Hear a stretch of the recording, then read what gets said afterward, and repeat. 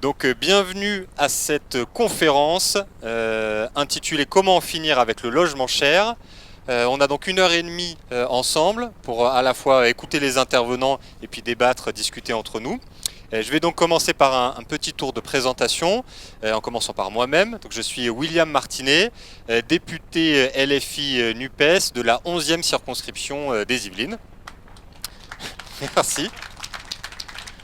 Voilà. Et on est quelques copains et copines dans le groupe parlementaire à être assez mobilisés sur la question du logement. Et donc là, je regarde la salle, j'ai vu François Picmal, je ne sais pas où il est, mais je crois que, sauf s'il est parti, qui est là, qui travaille aussi beaucoup sur le sujet. Daniel Simonet, je ne crois pas qu'elle soit là, mais qui est aussi très investie sur le sujet du logement.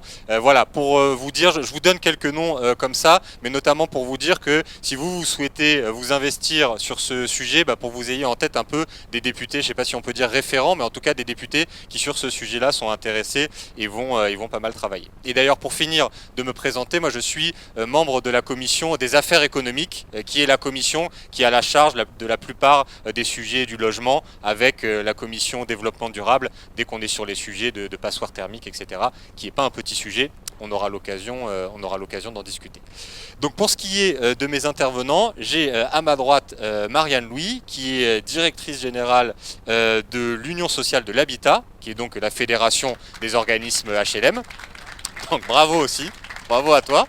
Et surtout merci d'être venu aux amphis pour discuter avec nous. Évidemment, quand on parle des HLM, c'est un sujet important pour notre mouvement et on est très content que tu puisses représenter l'USH ici. Et j'ai ensuite à ma gauche Manuel Domergue, qui lui est directeur des études de la Fondation Abbé Pierre. Voilà, vous pouvez l'applaudir aussi. On peut aussi le féliciter.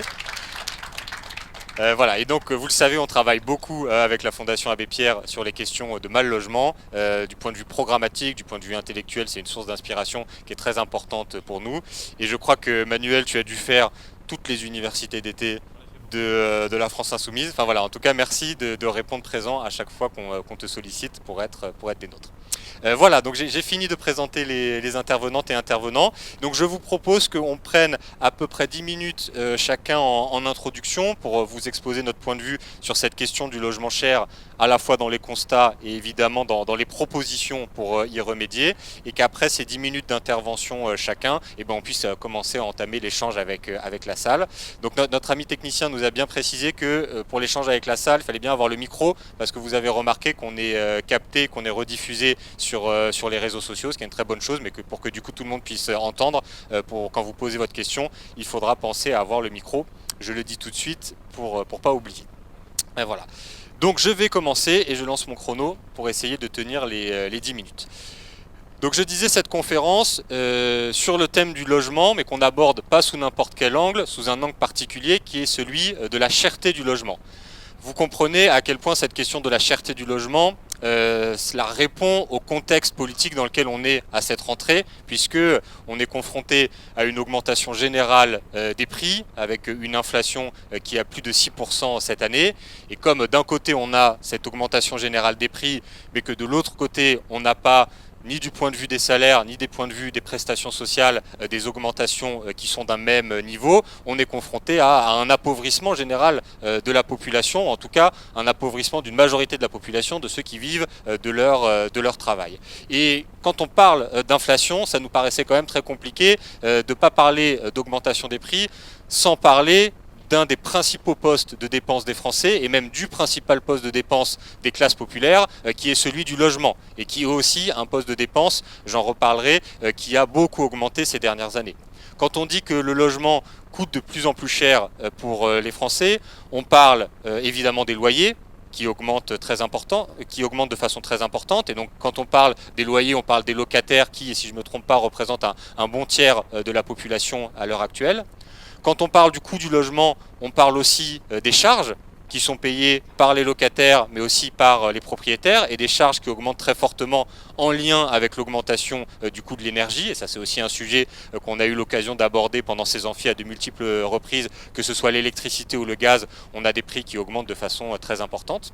Mais quand on parle de coût du logement, on parle loyer, on parle charge, mais il ne faut pas l'oublier non plus, parler du coût du logement pour les propriétaires et en particulier pour les propriétaires accédants. Parce qu'on a dans notre pays à peu près 70% de propriétaires et dont une grande partie d'entre eux, primo-accédants, ont contracté un emprunt à la banque, doivent le rembourser tous les mois et vu l'envolée des prix de l'immobilier ces dernières années et de leur déconnexion avec le niveau des salaires, et ben on a des endettements qui sont de plus en plus importants pour pouvoir accéder à la propriété et pour pouvoir avoir un toit au-dessus de sa tête. Et donc ça, ne l'oublions pas, quand on parle du coût du logement, on parle aussi de ces propriétaires primo-accédants qui payent à la banque des montants d'emprunt qui sont extrêmement importants et qui peut les fragiliser. Et quand s'ajoute à ça le fait que l'électricité et le gaz augmentent, quand en plus on perd son travail, tout ça peut amener à des situations sociales qui sont très compliquées. Donc on a un sujet de coût du logement qui est large, ne l'oublions pas.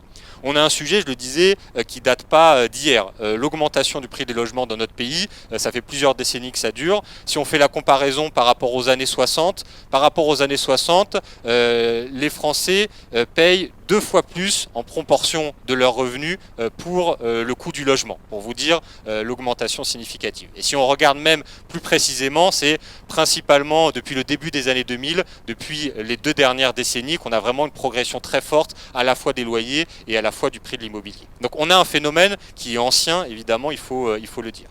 On a aussi un phénomène, je l'ai un peu abordé, qui est généralisé, puisque même si évidemment, la cherté du logement, elle a des conséquences d'autant plus graves pour les classes populaires ou pour les personnes qui sont confrontées à la pauvreté, et ça je ne doute pas que Manuel en parlera très bien tout à l'heure, même si évidemment c'est pour les plus fragiles et pour les plus pauvres d'entre nous que les conséquences sont les plus importantes, on a quand même un problème de coût du logement qui est très large, qui concerne aussi les classes moyennes, qui concerne aussi les jeunes, qui concerne aussi les étudiants, et il y a finalement très peu de personnes qui peuvent aujourd'hui dire que le coût du logement n'est pas une difficulté pour eux. Donc voilà, donc un phénomène qui est massif. Un phénomène qui est aussi, ça je tenais à le dire, très politique. Et c'est pas pour rien qu'on le prend en charge en discutant aujourd'hui à ces amphis de notre mouvement. Un phénomène qui est très politique, je vais faire un parallèle avec la question de l'inflation. On explique depuis maintenant quelques temps que l'inflation, c'est dans les entreprises un accélérateur de la lutte des classes. Parce que quand les prix sont de plus en plus importants, évidemment, ça pose la question des salariés de demander des augmentations de salaire. Et quand on demande à son patron une augmentation de salaire, eh ben, ça pose la question de comment la valeur ajoutée est partagée au sein de l'entreprise. Donc le phénomène de l'inflation, il est très politique. Il pose la question de la lutte des classes, du partage de la valeur ajoutée au sein de l'entreprise. Eh ben, je crois que pour le logement, on a la même problématique. L'augmentation très importante du coût du logement, elle pose la question politique de la rente locative et de à quel point il devient maintenant intolérable dans notre pays que la rente locative, qui profite à quelques-uns, et je reviendrai là-dessus, elle soit aussi importante. Quand ça devient insupportable pour les gens et qu'on n'arrive plus à assumer le coût du logement, la conséquence politique de ça, c'est qu'on va devoir se tourner vers ceux qui profitent du coût du logement élevé pour leur dire que c'est à eux de faire des efforts et évidemment pas à ceux qui sont locataires ou à ceux qui sont endettés pour pouvoir payer leur logement. Donc quand je dis cette question elle est politique, qu'il va falloir se tourner vers ceux qui profitent de la rente locative, il y a un chiffre qu'il faut absolument citer, que j'espère d'ailleurs beaucoup d'entre vous ont déjà dans la tête, mais je le redis pour le marteler et n'hésitez pas à le marteler également de votre côté. Il y a dans notre pays 3,5% des ménages qui sont des multipropriétaires au sens de l'INSEE, c'est-à-dire qu'ils possèdent au moins 5 logements. Et donc ces 3,5% des multipropriétaires, ils possèdent la moitié des logements qui sont mis en location dans le pays. Pour vous rendre compte de quelle est la concentration de la propriété, évidemment en lien avec ça, le problème de la rente locative qui profite à quelques-uns. Et cette concentration du patrimoine, quand on regarde un peu dans le détail, il y a une étude de l'INSEE qui est sortie il y a quelques mois sur ce sujet, donc pour ceux que ça intéresse, je vous invite vraiment à aller la regarder, la lire en profondeur. Quand on regarde dans le détail, on voit que cette concentration des patrimoines, elle est d'autant plus forte au cœur des grandes métropoles, là où le logement est le plus cher. Et on voit aussi, sans trop de surprise, qui sont le profil de ces personnes qui sont multipropriétaires. C'est majoritairement des gens qui sont aisés, des gens qui sont âgés, des gens qui ont hérité de leur patrimoine. Enfin bref, on a vraiment l'illustration de ce qu'est l'inégalité de patrimoine dans la société. Donc voilà, donc cette question, elle est évidemment centrale et elle est politique. Je dis elle est politique, mais je vais essayer de l'illustrer par quelque chose de très concret. Il faut comprendre aujourd'hui que sur le marché de l'immobilier, vous avez peut-être des familles de classe moyenne qui sont à la recherche d'un logement à acheter pour pouvoir y vivre, qui sur le marché de l'immobilier sont en concurrence avec des multipropriétaires qui eux voudront acheter le même logement, mais cette fois pour le louer et pour en tirer de la rente locative. Et le marché de l'immobilier, l'augmentation des prix fait que très probablement on dira à cette famille de classe moyenne qui a des revenus qui sont modestes que l'endettement est trop important, qu'ils ne pourront pas accéder à la propriété. Alors qu'à l'inverse, on dira au multipropriétaire que lui pourra emprunter et il n'aura pas de problème à acheter le logement. Donc ça veut dire que cette famille qui a voulu acheter son logement pour y vivre, elle ne peut pas le faire. Et le résultat de ça, c'est qu'elle devra louer au multipropriétaire qui lui a pu acheter et qui en tirera une rente locative. Voilà. J'essaye de l'illustrer par quelque chose de plus concret que des chiffres pour comprendre le phénomène social qui est à l'œuvre et que veut dire cette question de la rente locative et de pourquoi il faut réussir à la combattre. Donc ça, c'est sur le constat. Bon, j'ai pris déjà 7 minutes, je vais accélérer un peu sur la suite. Sur la bataille politique qu'on mène, sur d'abord comment est pris en charge politiquement cette question du logement cher et de la rente locative. Là je vais prendre ma casquette de parlementaire, j'espère que la plupart d'entre vous, vous avez un petit peu suivi les débats parlementaires de l'été, notamment ceux de la loi sur le pouvoir d'achat. Vous savez qu'à l'intérieur de cette loi sur le pouvoir d'achat, il y a une mesure gravissime sur la question du logement qui est l'augmentation de l'IRL, l'indice de référence des loyers, à 3,5%. Qu'est-ce que ça veut dire? Pour donner l'explication technique, ça veut dire que en cours de bail, un propriétaire bailleur va avoir la possibilité d'augmenter de 3,5% le montant du loyer du locataire. Voilà, 3,5%, donc c'est un chiffre qui est conséquent. Si on prend un loyer moyen en France qui doit être autour... si on prend un loyer moyen et qu'on applique ce chiffre de 3,5%, ça fait 600-700 euros de coût du logement en plus à la fin de l'année, pour dire à quel point l'augmentation est importante. Donc ça, c'était une mesure qui était comprise dans la loi pouvoir d'achat, donc dont on mesure à quel point cette loi pouvoir d'achat, vraiment, elle est extrêmement mal nommée, parce que là, en l'occurrence, elle va participer à la paupérisation des locataires. Alors, vous le savez peut-être, l'argument qui a été donné par le gouvernement pour justifier cette mesure, c'était de dire, vous comprenez l'indice de référence des loyers, il est indexé sur l'inflation, donc si on n'avait rien fait, la conséquence aurait été encore pire qu'une augmentation de 3,5%. Voilà. On rappelle juste que cette augmentation de 3,5%, depuis la création de l'indice de référence des loyers, qui était je crois en 2006 ou 2008, c'est un chiffre qui n'avait jamais été atteint. Et même c'est pire que ça, l'indice de référence des loyers, à ses débuts, son mode de calcul a été modifié parce que quand en 2008 des augmentations de plus de 2,5% sont sorties, tout le monde s'est dit c'est insupportable, on n'allait pas augmenter de 2,5% le montant des loyers. Donc on a modifié le mode de calcul de l'IRL pour éviter ces augmentations. Et malgré tout ça, là, on a un gouvernement qui arrive la bouche en cœur en nous disant ce sera plus 3,5% et vous devez considérer ça comme un bouclier. C'est d'ailleurs la façon dont il est dit, un bouclier logement, ça n'augmentera pas plus que 3,5%. Donc ça, c'est évidemment une mesure profondément régressive qu'on a combattue à l'Assemblée nationale, alors sans succès malheureusement, parce que notamment d'une alliance La République En Marche, LR, RN, cet article 6 de la loi pouvoir d'achat a été adopté et cette augmentation de l'IRL a été est rentré en application. Et maintenant, les locataires y sont confrontés. Bon, une fois qu'on a dit ça sur la bataille parlementaire, maintenant, la question, et je vais essayer de tracer rapidement quelques pistes, c'est quelles sont les mesures politiques qui permettent d'enrayer cette question de l'augmentation du coût du logement. Alors je viens de parler de l'augmentation de l'IRL de plus 3,5%. Il y a donc une conséquence directe de ça. Si on veut soulager les locataires sur le coût du logement, le gel de l'IRL, c'est une proposition qu'on porte, c'est une mesure d'urgence qui permet au moins à court terme de soulager les locataires pour éviter les augmentations de loyers. Et à ce sujet, il y a un sujet plus en profondeur qui est celui de l'encadrement des loyers. Vous le savez, c'est une mesure de notre programme L'Avenir en commun, qui d'ailleurs a été repris dans le cadre du programme partagé de la nouvelle Union populaire écologique et sociale. Il faut encadrer les loyers, mais pas les encadrer n'importe comment. Parce que vous savez qu'à l'heure actuelle, il y a déjà un encadrement des loyers qui existe dans certaines grandes métropoles, qui, dans la façon dont ils fonctionnent actuellement, n'est pas quelque chose de satisfaisant pour au moins deux raisons.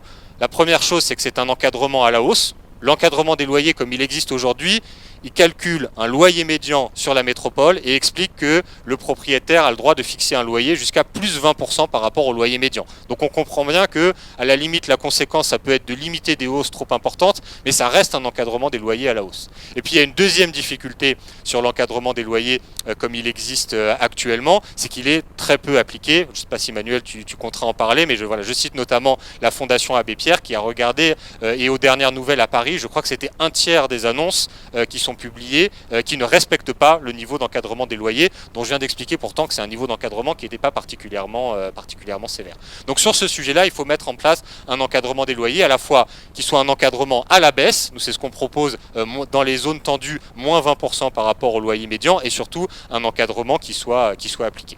Sur ce sujet de l'encadrement des loyers, je fais une petite parenthèse sur notre bataille parlementaire, parce qu'on peut quand même se féliciter d'une chose, c'est qu'on a réussi à faire passer un amendement sur le sujet. Je vous explique. On a proposé pendant la loi pouvoir d'achat, alors je dis le gel des loyers, ça n'a pas été accepté par les macronistes, mais avec la pression qu'on a mis, ils ont réussi à accepter un autre amendement, c'est qu'au moins les logements qui soient considérés comme des logements non décents, donc soit parce que il y a des toilettes sur le palier, il y a un mur en vis-à-vis à moins de 10 mètres, je crois que c'est ça le chiffre, soit parce que le logement est une passoire thermique, etc., etc. Enfin bref, à partir du moment où le logement est non décent, il est interdit d'appliquer ce qu'on appelle un complément de loyer, ce qui est aujourd'hui un peu la dérogation possible pour les propriétaires de dire que parce qu'ils considèrent leur logement comme exceptionnel, ça permet de déroger à l'encadrement des loyers. Là, on a fait un amendement qui, de façon très précise, explique voilà les critères qui fait que le logement ne peut pas être considéré comme exceptionnel, ce qui est une évidence parce qu'il est même non décent, et du coup il n'est pas possible de facturer un complément de loyer, il n'est pas possible de déroger au complément de loyer. Donc voilà, donc c'est une petite victoire, ça ne va pas évidemment régler le problème du logement cher en France, mais ça va permettre de lutter contre les marchands de sommeil, parce que c'est comme ça qu'on va les appeler, hein. C'est des gens quand même qui expliquaient qu'ils louaient une chambre de bonne à Paris, je disais avec les toilettes qui sont sur le palier, mais parce que depuis la chambre de bonne, il y aurait vaguement une vue sur la Tour Eiffel, ça permet de faire sauter les plafonds de l'encadrement des loyers et de louer la chambre de bonne à 1 200 €. Bon, c'est ça que maintenant on va réussir à empêcher avec l'amendement qu'on a fait passer. Voilà. Donc je vous propose qu'on s'en félicite un petit peu parce qu'on est plusieurs à avoir travaillé là-dessus. Et que c'est aussi dans le rôle des parlementaires de la NUPES, voilà, il y a un travail très politique sur le projet qu'on défend, mais il y a aussi de réussir, faire amendement par amendement, à avoir des victoires qui peuvent changer un peu la vie des gens, en l'occurrence des locataires, donc on espère que ça comptera. Bon, je finis parce que je suis déjà à 14 minutes sur, du coup je n'aborderai pas tous les éléments de proposition, mais on aura le temps de le faire dans le débat, sur un sujet incontournable si on veut parler de cherté du logement, c'est la question des passoires thermiques. Parce qu'une des choses qui fait que le logement est cher, c'est parce qu'il faut payer très cher le fait de pouvoir chauffer son logement. Donc je vous le disais, on est confronté à des augmentations de prix de l'énergie qui sont extrêmement importantes. Sur le terrain du prix du gaz, on a un bouclier tarifaire qui a été mis en place par le gouvernement, mais qui a été mis en place déjà après une augmentation de 30% des prix du gaz. Donc là aussi, c'est comme l'augmentation de l'IRL, quoi. C'est une limitation de la hausse, mais ça reste une hausse qui est quand même très importante et qui est difficile à assumer pour les locataires. Et du point de vue de l'électricité, vous avez dû le voir dans la presse, on a tellement des augmentations du prix de l'électricité qui est extrêmement important qu'on a toute une série d'opérateurs privés qui avaient vendu du rêve aux locataires en leur disant vous inquiétez pas, nous on sera en dessous des prix d'EDF, et qui là, vu l'augmentation des prix du marché, maintenant explique en fait on va devoir arrêter l'abonnement parce que soit on ne peut pas tenir les engagements qu'on a pris auprès de vous, ou soit si vous restez avec nous, ça va multiplier par 6 le prix de votre abonnement. Voilà, donc on voit bien le grave problème, ça c'est un autre sujet qu'on ne va pas développer maintenant, mais de privatisation de la fourniture en électricité qui a des augmentations de coûts qui sont extrêmement fortes. Mais bref, face à tout ça, il y a une réponse de dire qu'on doit avoir des logements qui soient plus sobres. Et l'enjeu, le chantier est majeur. On a 5 millions de passoires thermiques dans le pays. Donc quand on parle de passoires thermiques, on parle des logements pour être technique qui sont classés F et G. Ça ne veut pas dire que les autres logements n'ont pas des sujets de sobriété, ça veut dire juste que là on parle de 5 millions qui sont dans des situations qui sont absolument caricaturales. Il y a une politique publique pour résorber les passoires thermiques dont on pense qu'elle est particulièrement insuffisante. C'est le dispositif qu'on appelle MaPrimeRénov', qui est un dispositif de subvention pour faire des travaux pour résorber les passoires thermiques, mais bon, qui a plusieurs difficultés, mais notamment une que je vais citer, c'est que même pour les publics les plus modestes, il y a un reste à charge qui est important quand on veut faire une rénovation thermique. Et la conséquence de ça, c'est que du coup, il y a soit des rénovations thermiques qui se font pas, parce que les gens peuvent pas assumer le reste à charge, soit qui font des travaux qui sont, on va dire, par petites touches. On change la chaudière, on change une fenêtre ici ou là, mais qui ne permet pas réellement de régler le problème des passoires thermiques. Et d'ailleurs, on a la Cour des comptes qui nous a donné une information qui est assez à la fois très instructive, mais il faut le dire un petit peu plus flippante, qui nous dit que l'année dernière, dans toutes les subventions de rénovation thermique, ça a permis d'obtenir la sortie de logements de la catégorie passoire thermique pour 2500 logements l'année dernière. On parle de 5 millions de passoires thermiques. Voilà. Alors il y a peut-être, si on est précis, il y a peut-être des logements qui sont quand même sortis de la catégorie passoires thermiques, qui n'ont pas été recensés, etc. Voilà, si on veut être un petit peu précis, on peut sans doute en discuter, mais ça donne quand même un ordre de grandeur. Ça veut dire qu'au rythme actuel, on en a pour 2000 ans à peu près, si on veut résorber toutes les passoires thermiques. Donc voilà, donc au vu des enjeux écologiques, je pense qu'on peut se dire que 2000 ans, c'est peut-être un peu trop long. Et il y a la nécessité de passer un cap supplémentaire. Mais donc, passer un cap supplémentaire, ça veut dire à la fois sur le montant de la subvention pour qu'on n'ait pas de reste à charge dans la rénovation des passoires thermiques. Et ça veut dire aussi qu'il faut planifier. Ça, vous le savez que dans notre mouvement, c'est quelque chose d'important parce que si on veut rénover des logements, ça veut dire qu'il faut des entreprises pour le faire, il faut des personnes qualifiées pour faire ce métier qui est celui de la rénovation thermique. Donc ça veut dire que pour les personnes qualifiées, faut les former et que bon, c'est pas en détruisant la voie professionnelle comme ils le font aujourd'hui qu'on arrivera à former davantage de gens qui peuvent faire la rénovation thermique. Et si on veut qu'il y ait un écosystème d'entreprises qui se développe sur la rénovation thermique, il faut être capable de donner de la visibilité sur le long terme, il faut être capable de planifier. Bref, ça c'est une des propositions qu'on porte dans notre programme, celui de la France Insoumise et celui de la NUP, et qui est quelque chose d'important. Et pour finir, et ça fera un peu la transition avec Marianne, je te donnerai la parole après, comment ne pas parler de réponse au logement cher sans parler du logement social, puisque du coup, le logement social, ça permet par définition de démarchandiser la question du logement, qu'il n'y ait pas de rente locative qui se pose sur les organismes HLM. Alors même si vous êtes confronté à beaucoup de contraintes et beaucoup de pression, y compris dans une certaine mesure pour marchandiser ce qu'est le logement social comme il est actuellement, mais en tout cas, il nous faut défendre ce secteur qui est celui du logement social, qui, si je ne me trompe pas, fait à peu près... Oula, j'ai failli reperdre mes feuilles. Celle-là, je l'ai déjà lue, donc c'est pas très important.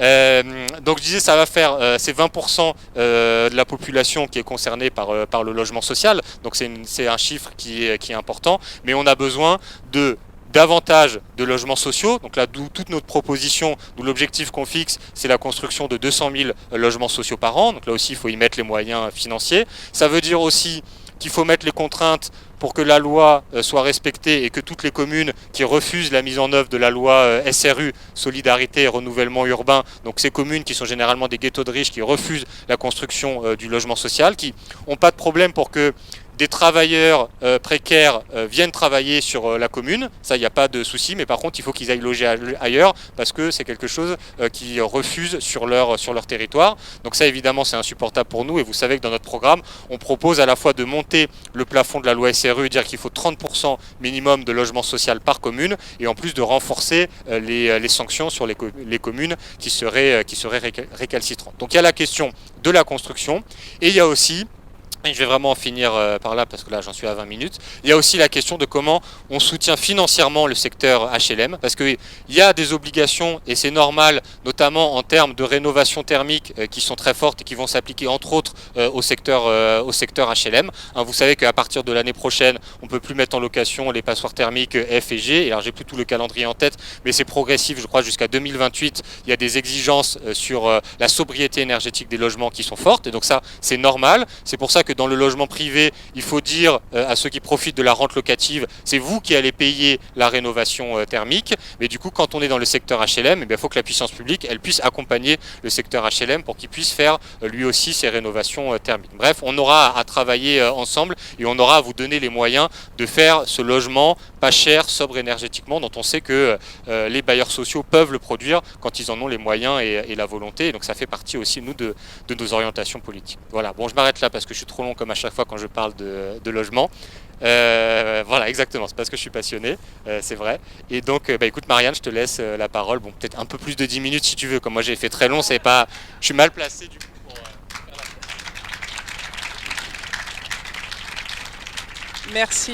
Merci William. D'abord merci, je dis merci William, mais je dis vraiment merci William parce que ça nous fait extrêmement plaisir de savoir qu'il y a des parlementaires qui vont s'engager, qui sont prêts à s'engager fortement sur ce sujet du logement. Parce que vous avez raison, hein, c'est un sujet, tu as raison, et collectivement, celle-là vous avez raison, c'est un sujet absolument déterminant. La question du logement, c'est vrai que quand il y a des sondages d'opinion, c'est pas forcément le sujet qui apparaît en premier, mais en fait, on le retrouve à travers beaucoup d'autres questions. Et avant même de parler du logement social, je crois qu'on peut dire que ça fait des années qu'on est dans une crise du logement, mais cette crise du logement, elle est en train de s'accélérer, et elle touche d'ailleurs des populations qu'on n'imaginait pas forcément touchées par la crise du logement, et des territoires qu'on imaginait pas forcément touchés par la crise du logement. Vous avez dû voir qu'il y avait depuis longtemps pour le coup des mouvements au Pays Basque, par exemple, prends cet exemple des personnes qui n'arrivent plus à se loger dans leur région d'origine. Maintenant on voit ce mouvement qui apparaît en Bretagne. Récemment vous avez dû voir qu'il y avait des mouvements qui se produisaient par exemple à l'Île-Dieu. Et donc on voit bien que cette crise du logement qui est en train de s'installer en profondeur, elle va peser sur vraiment la façon de vivre, la qualité de vie très fortement de nos concitoyens. Et très clairement aujourd'hui on peut le dire, on a affaire à un gouvernement qui n'en a pas pris conscience. Dans le précédent quinquennat, on en parlait avec Manuel, il n'en avait pas pris conscience. Nous on se souvient très bien des premiers propos d'Emmanuel Macron sur le logement qui disait la question n'est pas de réguler le prix, la question c'est de faire un choc de l'offre.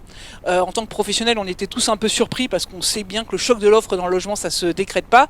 Et aujourd'hui non seulement il n'y a pas un choc de l'offre, mais on a une baisse de la production de logements et on est dans une situation dans laquelle une partie de la hausse du coût c'est simplement lié au fait que c'est un marché de l'offre et de la demande, c'est un marché non régulé globalement, hein. Il n'y a pas de régulation des prix du marché libre du logement et c'est un marché dans lequel effectivement puisque l'offre est insuffisante et que la demande est soutenue sur une catégorie de ménages qui a les moyens d'être multipropriétaires, évidemment ça provoque une hausse globale du logement. Alors les causes elles sont multiples, hein. Il y a d'abord, parce que quand on parle du coût du logement et quand on parle du coût du logement, on évoque souvent la question du coût du loyer, mais le loyer, en tout cas dans le logement social, c'est souvent la conséquence du coût de production du logement, puisque ça a été évoqué par William, en tout cas pour ce qui est du secteur HLM, c'est un secteur qui est dit non lucratif, donc qui ne distribue pas de dividendes à ses actionnaires. Il y a deux grandes catégories HLM, mais en tout cas c'est un secteur qui a vocation non lucrative, et donc grosso modo, ce qui est les excédents qui peuvent être libérés sur une opération de logement servent à financer d'autres opérations de logement. Donc c'est un système qui est assez fermé, mais évidemment si le coût de production du logement augmente, un peu mécaniquement, le nombre de logements qu'on va pouvoir produire baisse. Il faut se poser la question de pourquoi le coût de production du logement augmente. Alors il y a un sujet qui est un sujet compliqué, qui est la question du foncier, et qui va d'ailleurs en s'accroissant, avec, vous en avez peut-être entendu parler, ce qu'on a appelé le ZAN, zéro artificialisation nette. Alors je le dis tout de suite, nous dans le secteur HLM, nous sommes favorables au zéro artificialisation nette. Nous pensons qu'il ne faut pas continuer cet étalement urbain. Quand on construit des logements, un organisme HLM, il amortit des logements qu'il a construits sur 50 ou 60 ans, contrairement sans doute à un promoteur qui les vend juste après. Et donc on sait bien que construire des logements aujourd'hui dans des zones ou dans des situations dans lesquelles on aura un inconfort thermique l'été maximal, etc. Enfin, on doit être forcément des acteurs du long terme et donc il faut qu'on intègre cette dimension du zéro artificialisation nette.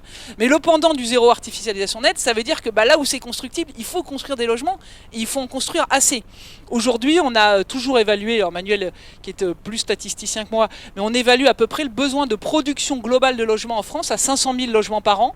Et donc ces 500 000 logements, il faut les construire là dans des zones qui sont déjà des zones urbanisées si on ne veut pas aller cannibaliser des zones qui aujourd'hui ne sont pas encore urbanisées. Ça veut dire qu'il faut redensifier là où on a déjà construit. Il faut aussi être intelligent dans la façon de construire pour que ce soit agréable agréable pour ceux qui y vivent, mais l'étalement urbain n'est pas une solution et c'est pas du tout une solution face au dérèglement climatique. Donc il y a cette question du fond. Et donc évidemment, le foncier constructible devient de plus en plus rare.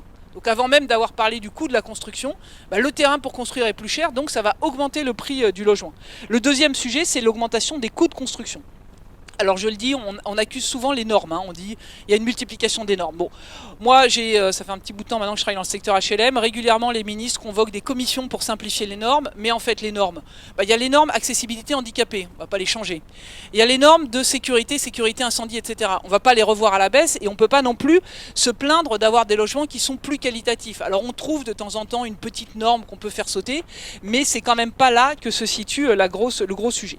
Et puis le deuxième point sur le coût de construction des logements, et je le dis parce qu'en ce moment tu as évoqué la question de l'inflation, le coût de construction des logements augmente beaucoup plus vite que l'inflation en ce moment, et ça c'est une vraie problématique à cause du coût des matières premières, puisque est évoqué aussi tout à l'heure la question de la rénovation énergétique à travers la formation, mais on a aussi toute la question des filières industrielles. En France on construit, évidemment on essaye de développer la construction bois, on importe du bois du Canada ou des pays de l'Est, et l'effet de la guerre en Ukraine a un effet sur les coûts du bois qu'on utilise dans la construction. On utilise des plâtres, des ciments, etc. Et tous ces matériaux en ce moment font l'objet de marchés spéculatifs sur lesquels la France a complètement perdu la main, et donc on subit, et le secteur du bâtiment, comme nous d'ailleurs, subit des effets d'inflation extrêmement lourds.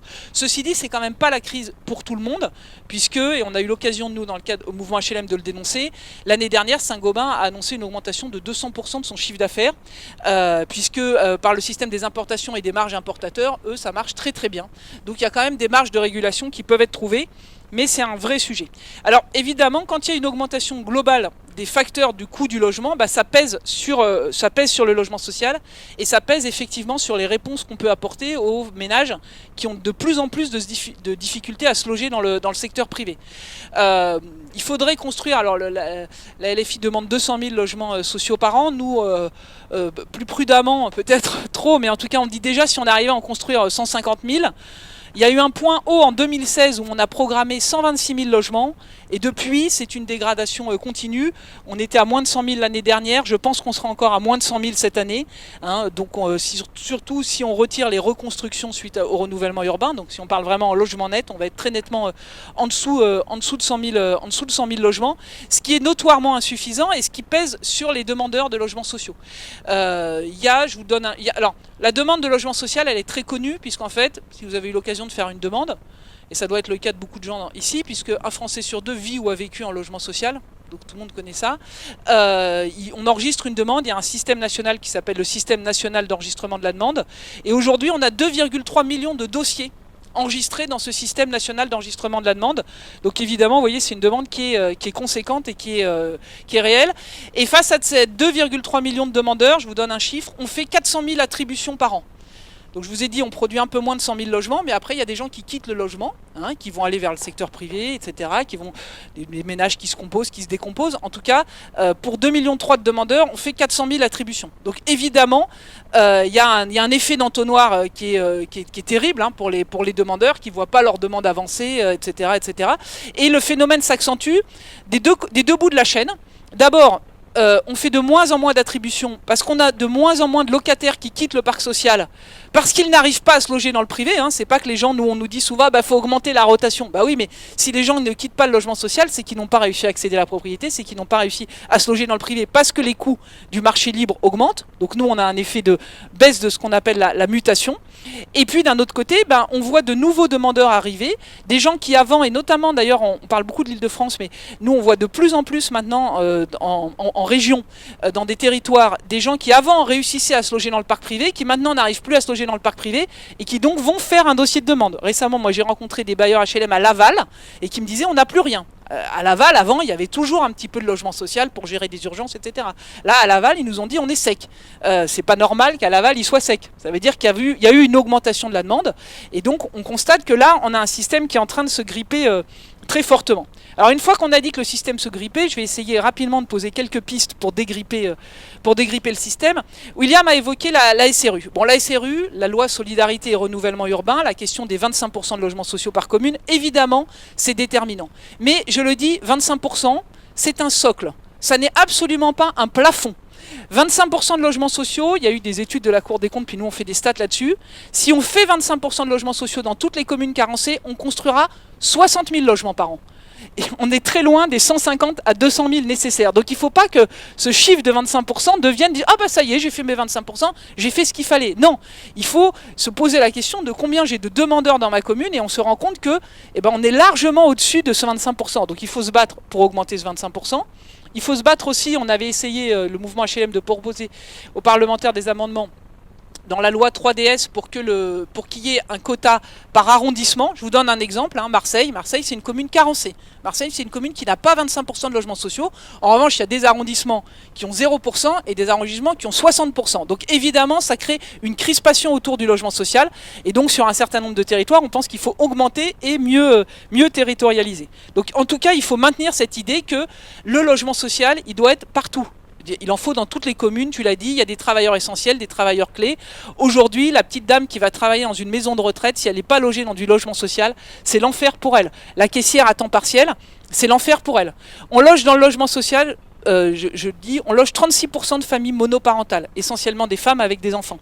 C'est beaucoup plus que leur poids dans la société. Elles sont à 15% dans la société, les familles monoparentales. Ça veut donc dire que quand on est famille monoparentale, accéder au logement privé, c'est extrêmement difficile et on se reporte sur le logement social. Donc il faut produire plus. Il faut effectivement retravailler cette question du rapport à la densité et au foncier. On ne pourra pas résoudre la question en étant dans alors j'aime pas le terme anglais, mais le NIMBY, c'est-à-dire pas dans mon jardin.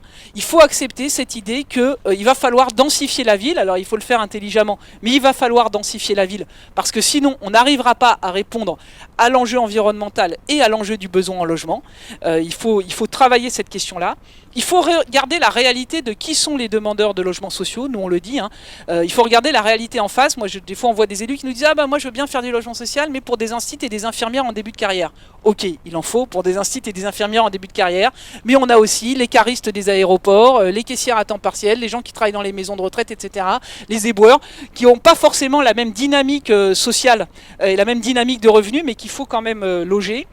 Il faut se poser évidemment la question du financement du logement, mais en même temps qu'on se pose la question du financement, je parle du logement social, il faut aussi se poser la question des dispositifs de solidarité. Alors tu as évoqué l'encadrement des loyers, je ne l'évoque pas, je pense qu'il faut poser la question des APL.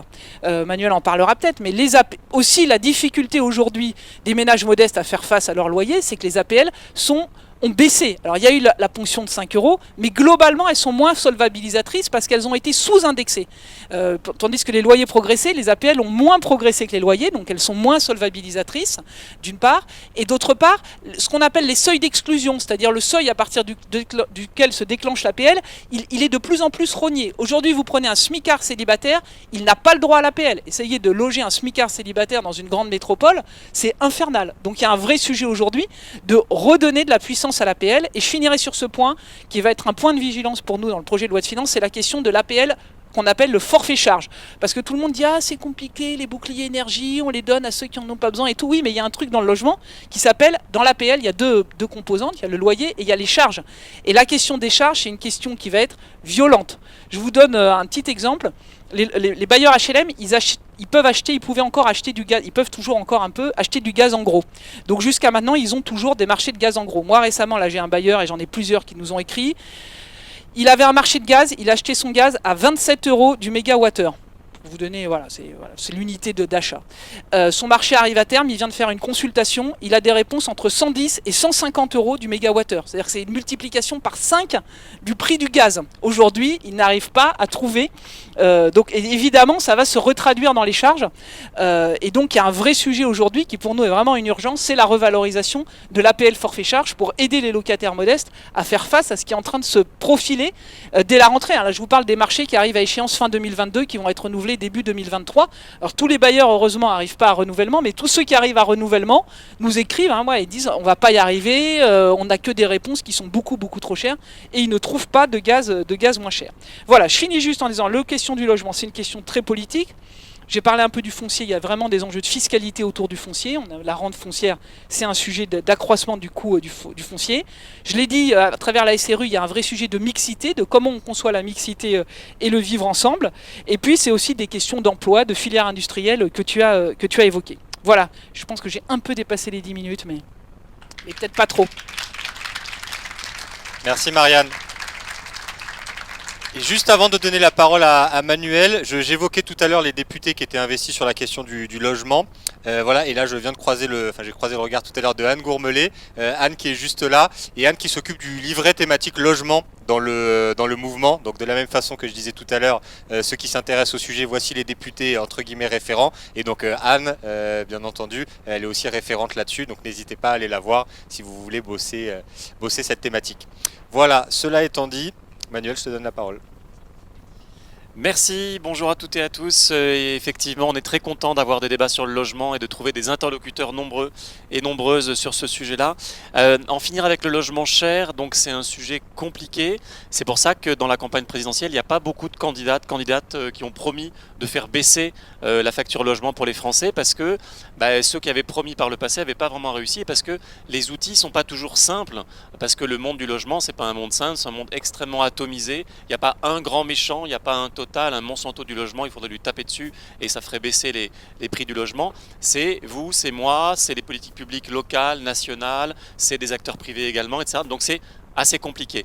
Là, ce phénomène de hausse des prix du logement, surtout des prix à l'achat, mais également des loyers, il repose aussi sur des phénomènes qui sont réels. Ce n'est pas simplement une spéculation d'agents mal intentionnés, c'est des phénomènes réels de long terme, des tendances de long terme qui seront difficiles à faire disparaître. C'est la baisse de la taille des ménages, donc ça veut dire qu'il y a besoin de plus de logements parce qu'on décohabite de chez ses parents, on divorce beaucoup, on vieillit souvent seul, il y a beaucoup de personnes seules, c'est vraiment, tu l'as dit Marianne, la question des personnes seules, c'est une des questions les plus difficiles à aborder dans le monde du logement parce que ça crée de la demande et parce que ce sont des personnes qui sont plus vulnérables avec des niveaux de revenus qui sont plus bas. Donc ça veut dire changer notre parc de logement, c'est aussi un défi compliqué et qui ne se résout pas en claquant des doigts. On dit que c'est une bulle robuste, la bulle immobilière, parce qu'elle est fondée sur des déterminants qui sont solides, qui ne vont pas disparaître.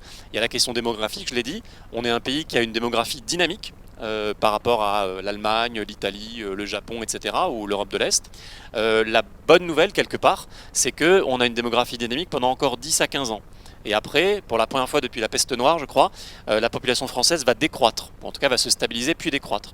Et donc, on sait qu'il y a un effort de production de logements à faire encore pendant 10 ou 15 ans au moins, mais qui sera fort, mais ça ne veut pas dire que cet effort sera forcément aussi important pendant les décennies à venir. Mais il faut mettre le paquet maintenant, parce qu'on a accumulé beaucoup de retard. Marianne disait qu'il faudrait produire 500 000 logements par an.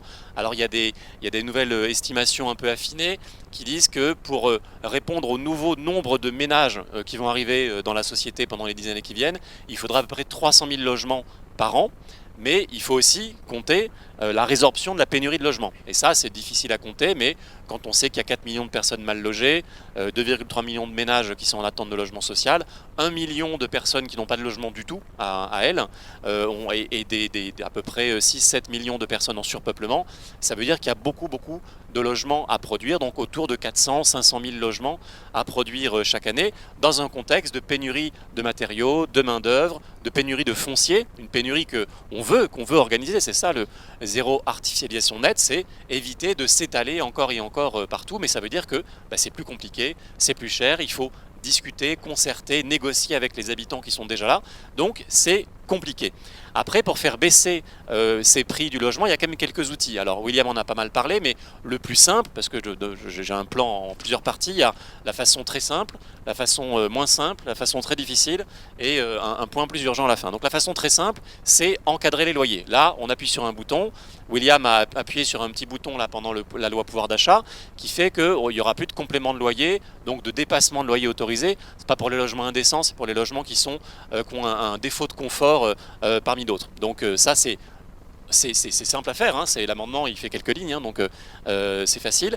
On a la Constitution française autorise un encadrement des loyers. On nous a dit que c'était une usine à gaz impossible à faire.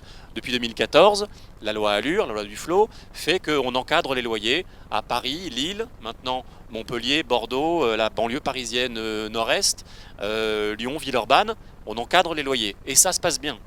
C'est pas si compliqué en fait, c'est un peu, faut un peu réfléchir. On prend les loyers d'un quartier et on dit il ne faut pas dépasser de 20%. Ça c'est une décision politique. On pourrait dire il ne faut pas dépasser de 10%, le loyer médian du quartier. On pourrait dire il ne faut pas dépasser de 0%. Donc ça c'est assez simple à faire. c'est quelqu'un qui décide. Alors ça peut être le député, ça peut être le maire, le président de PCI, etc. Mais en tout cas, c'est des choses qu'on sait faire. Et ça peut avoir des effets. On peut le faire un peu finement en disant, justement pour inciter les bailleurs à rénover leur passoire énergétique, que quand vous louez une passoire énergétique, non seulement vous n'avez pas le droit de dépasser le plafond de loyer, mais vous pouvez aussi, on pourrait imaginer, d'avoir moins 20% par exemple. Donc là, ce serait quelque chose qui permettrait aux locataires de payer leur facture énergétique avec l'argent du bailleur en gros, enfin, avec la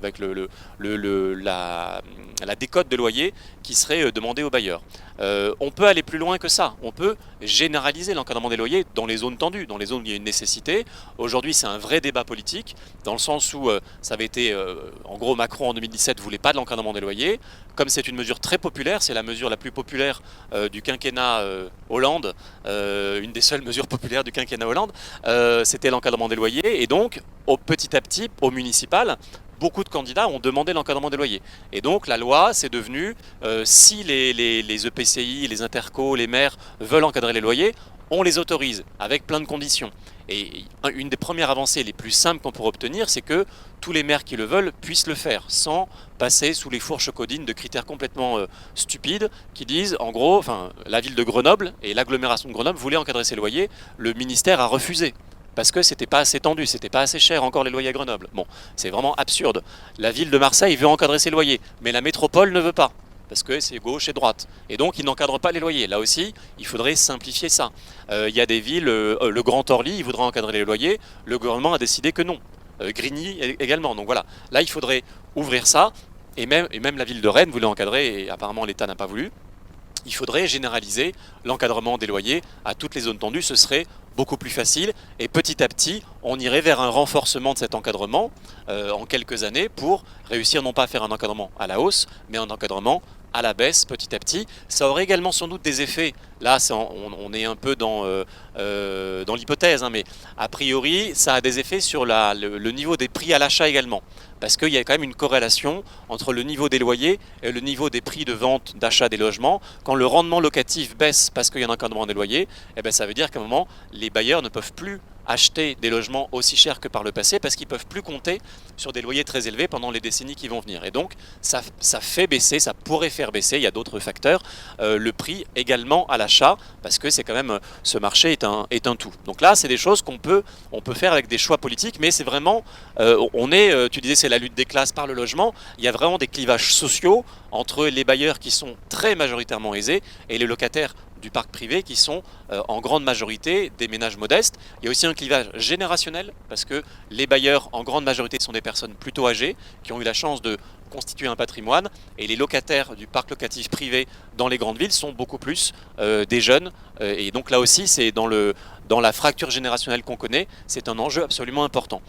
Autre décision qui serait facile à faire, en tout cas d'un point de vue technique, augmenter les APL, ça a été dit, pour aider les locataires à payer leur loyer. On peut encadrer les loyers, mais on peut aussi, et les deux doivent aller ensemble, on doit aussi les aider en fonction de leur niveau de ressources. Les APL, c'est un outil très utile, qui n'est pas inflationniste comme le disait Emmanuel Macron, ça a été démontré par de multiples études, et surtout c'est un outil qui est très adapté en fonction des ressources, de la composition familiale des personnes qui en ont besoin. Donc c'est pas de l'argent qui est jeté par la fenêtre, c'est pas une aide aveugle qui irait à tous les ménages, même ceux qui n'en ont pas besoin, c'est très bien ciblé. Donc ce qui est très triste, c'est que ça a été complètement sabré pendant le quinquennat précédent, moins 4 milliards d'euros par an d'APL à cause des différentes réformes, les 5 euros effectivement, la coupe sur les HLM qui se matérialise par une baisse d'APL, les sous-indexations, le calcul en contemporanéité, en temps réel des ressources des allocataires APL, etc. etc.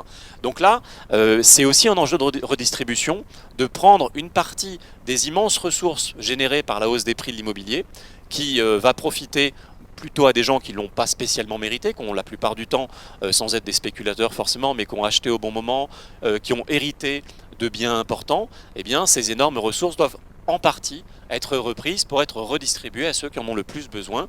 C'est à ça que sert la justice sociale. Donc ce serait assez utile. Après, un point qui serait moins facile à faire, c'est, Marianne en a parlé aussi, la production HLM. Je dis que c'est moins facile parce que, évidemment, personne appuie sur un bouton pour produire 150 000 ou 200 000 logements sociaux.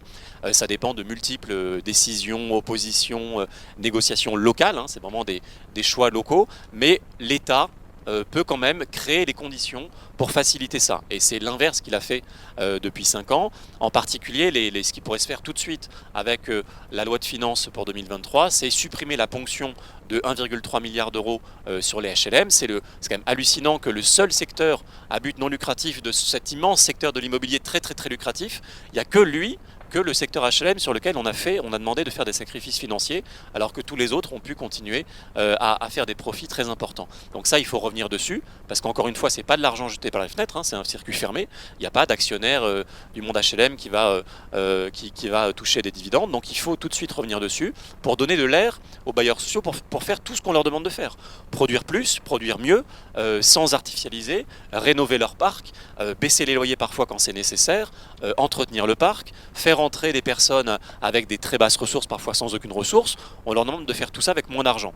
Donc il y a un moment, ils sont très compétents, etc. Mais on voit bien qu'on touche un peu aux limites des contradictions, des pressions contradictoires qu'on leur demande d'assumer. Il faut également rétablir les aides à la pierre. Ce gouvernement a supprimé les aides à la pierre pour les bailleurs sociaux et puis rétablir la TVA au niveau bas tel qu'il était en début de quinquennat. On a quand même monté la TVA sur les logements sociaux. Ça semble quand même assez frappadingue d'avoir fait ça comme choix politique. Il y a aussi d'autres manières de soutenir le monde HLM. C'est par exemple, le gouvernement il y a 2 ans a créé le fonds friche. Ça c'était une très bonne décision. C'est pour aider à reconvertir les friches urbaines. Donc on n'artificialise pas pour faire des projets immobiliers. Et parfois sans aide de l'État, ces projets ne sont pas rentables et donc ne sortent pas. Donc ça c'est très bien. Ils ont remis un peu d'argent, il faut en mettre beaucoup plus. Et surtout, les derniers hectares disponibles sous forme de friches ou de surfaces encore non artificialisées, ces derniers hectares disponibles qu'on va encore pouvoir construire dans les années qui viennent, comme ils sont peu nombreux ces hectares, il faut les prioriser là où il y a des besoins sociaux les plus importants. Pas pour faire des parcs d'attractions, des bureaux inutiles là où il y en a déjà trop, pour faire du logement social et du logement très social. Donc là aussi, c'est des choix politiques qui sont rarement faits parce que le logement social n'a pas trop la cote, on a l'impression, dans cette majorité politique depuis 5 ans, alors qu'il fait les preuves. Il a fait les preuves et depuis 100 ans en France, hein, c'est un outil qui marche bien. Voilà. Donc il faut, et d'ailleurs qui a une bien meilleure image auprès des Français depuis quelques années et quelques décennies. Donc il faut mettre le paquet là-dessus. Là où c'est plus difficile, voire très difficile, c'est comment faire baisser les prix pour les gens qui vont acheter un logement. Parce que, ça a été dit, là, il n'y a pas d'encadrement des prix à l'achat des logements. Vous allez dans une agence immobilière, on peut vous vendre un logement 100 000 euros, 200 000 euros, 2 millions d'euros. Tant qu'il y a quelqu'un pour l'acheter, le seul encadrement, c'est des droits de mutation, les frais de notaire, etc. Mais il n'y a pas d'encadrement des prix. Donc, et si on imaginait cet encadrement, ce serait un vrai changement de modèle économique. D'un point de vue constitutionnel, ce serait très compliqué. Donc, peut-être qu'il faut y réfléchir. Mais en tout cas, on ne va pas faire ça dans les mois qui viennent. Et honnêtement, je ne sais pas trop comment on ferait. Mais pour autant, il y a quand même des outils pour essayer de modérer le prix des accédants à la propriété. Il y a tout d'abord les APL accession. Jusqu'à 2018, on pouvait toucher des APL quand on était un accédant à la propriété modeste. Et là aussi, c'était assez intelligent parce que par rapport au PTZ où l'État vous aide au moment de l'achat de votre logement, en regardant votre niveau de ressources, mais si l'année suivante de votre achat vous êtes devenu milliardaire, cette aide sera la même. Alors que les APL accession évoluent en fonction de l'évolution de vos ressources. Donc c'est encore une aide qui est bien ciblée et c'était bien d'avoir une aide pour les accédants parce qu'aujourd'hui il n'y a plus rien. Marianne disait par exemple, il y a le forfait charge des APL. Effectivement, pour aider les locataires à payer leurs charges, c'est très bien, mais les propriétaires modestes ont parfois aussi des charges complètement démesurées. Et depuis qu'il n'y a plus ces APL accession, il n'y a plus aucune aide de la part de l'État pour les accédants modestes à la propriété. Donc il faudrait également rétablir des aides dans ce sens-là. Il y a un outil très intéressant et qui monte en puissance progressivement, et ça a été aussi soutenu par ce gouvernement, il faut le dire, et par les précédents, et c'est un bon outil, c'est les OFS. les organismes de foncier solidaire. Alors c'est très intéressant parce que ça sort de la spéculation, du marché spéculatif, certaines terres qui appartiennent à ces OFS et qui proposent aux accédants à la propriété, ou plutôt aux accédants à la semi-propriété, ils accèdent en gros au bâti tout en laissant le foncier propriété de ces OFS qui sont gérés par des collectivités, des bailleurs sociaux, etc. Donc ça c'est très intéressant parce que dans 10 ans, 20 ans, 30 ans, quand l'occupant, l'habitant de ces logements qui appartiennent à des OFS, le propriétaire des murs, il revendra sans plus-value. Et donc on pourra remettre sur le marché un logement au prix auquel il était 30 ans auparavant. Et le foncier restera la propriété commune de ces OFS et donc de nous. Ça c'est intéressant, sauf que ça monte en puissance doucement. Il y a quelques milliers de ménages qui en profitent chaque année. On peut espérer quelques dizaines de milliers dans les années qui viennent, mais bon, on ne peut pas compter vraiment là-dessus pour trouver une solution aux millions de ménages qui sont accédants à la propriété. En tout cas, il faut booster ça. C'est quand même un des seuls exemples qu'on a depuis ces dernières décennies où on a un outil qui permet de sortir de la spéculation foncière. Donc là, c'est quelque chose d'intéressant.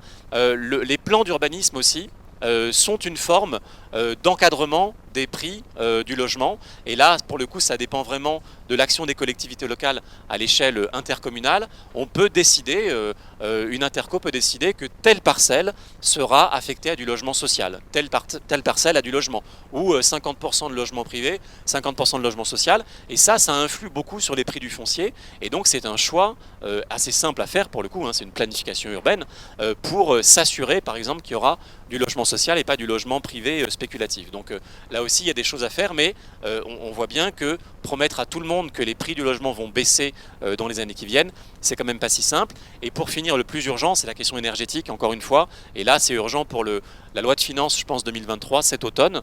Ça a été dit, l'augmentation des prix du gaz, mais on n'a encore rien vu. Si le bouclier tarifaire, qui est quand même assez imposant en France, hein, 22 milliards d'euros, je crois, dépensés par an pour le bouclier tarifaire, il a été annoncé qu'il prendrait fin en 2023. Peut-être pas du jour au lendemain, mais grosso modo, le gouvernement semble dire qu'ils ne vont pas continuer comme ça. Et donc là, ça veut dire qu'on aura une explosion de la précarité énergétique. C'est déjà un mouvement un peu inquiétant, la précarité énergétique ces dernières années. Là, on aura une explosion. Donc au moins, au-delà des débats qu'on peut avoir sur la régulation des prix de l'énergie, etc., au moins en urgence, avoir un chèque énergie. Donc c'est le chèque qui profite aux ménages à très bas revenus pour payer leur énergie chaque année, qui est d'un montant de 48 à 277 euros. C'est vraiment par an. C'est vraiment pas énorme.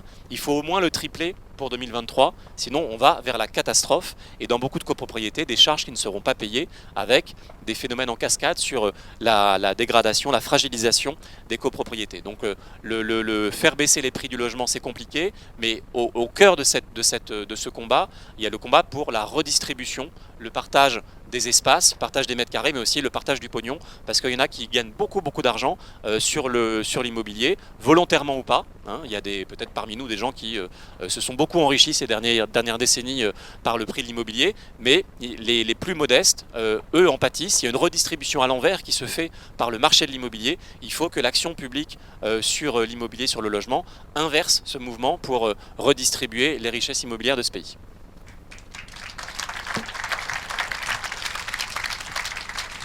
Merci beaucoup Manuel. Alors, est-ce qu'on a été sérieux? Il nous reste une bonne demi-heure de débat, super. Alors, je vous propose, on va prendre des questions. Je cherche mes collaborateurs. Johan, est-ce que tu veux bien... Bob, c'était toi la dernière fois, Cassandre, on va tourner. Et voilà, distribuer la parole. Donc parlez bien dans le micro pour être entendu sur les réseaux sociaux. Et on va faire une femme, un homme. Et on prend quelques questions et puis après les intervenants.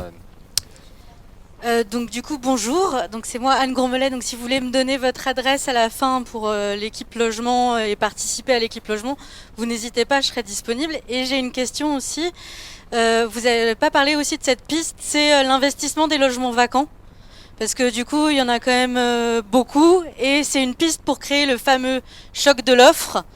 Et justement, avec ces multipropriétaires qui jouent sur la spéculation en gardant dans l'intégralité d'immeubles vides, ça se voit beaucoup, par exemple, dans toutes les villes, on a tous des exemples de places avec des immeubles qui sont inoccupés. Je pense à Place Ménilmontant, il y en a un, ça fait au moins 10 ans, c'est un immeuble intégralement vide. Voilà.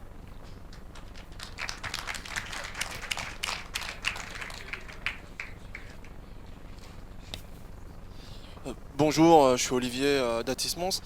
J'avais une question aussi pour baisser le coût du logement sur l'aménagement du territoire au global et arrêter un peu avec la métropolisation. Parce que je pense qu'il y a aussi un travail à faire sur les zones non tendues en remettant de l'industrie, du travail, en remettant un aménagement du territoire global sur toute la France qui permettrait, à mon sens, de faire de la demande de logement dans ces zones non tendues et donc de lutter contre la métropolisation et donc d'arrêter la spéculation sur ces métropoles. Et une question aussi très rapide, c'est vraiment une question que je me pose, c'est sur le zonage HLM qui n'a pas changé depuis très très longtemps et je me demande si c'est pas aussi un frein sur quelques endroits à la construction de logements. Et donc peut-être revoir ce zonage et évidemment remettre des aides à la pierre sur des zones non tendues qui permettraient de créer du logement social sur moi j'ai travaillé par exemple sur Marseille, il y a des sur le secteur des Bouches-du-Rhône où il y a des villes où ce serait super agréable d'avoir du logement social, mais où on est dans des zones qui permettent de ne pas avoir des bonnes aides à la pierre et donc on n'arrive pas à trouver les moyens pour construire dans ces zones. Voilà, merci.